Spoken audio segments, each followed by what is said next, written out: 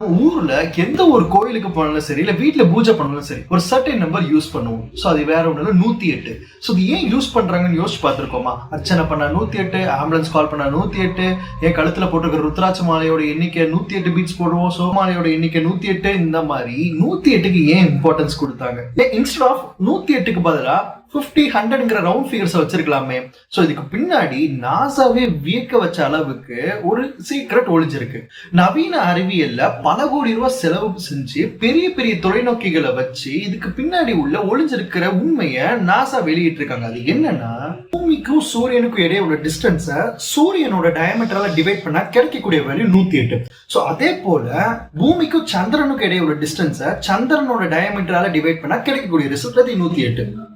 நடந்துச்சுன்னு நினைச்சு பார்த்தா டயமீட்டரை பூமியோட டயமீட்டரா டிவைட் பண்ணா கிடைக்கக்கூடிய வேல்யூ அது 108 தான்.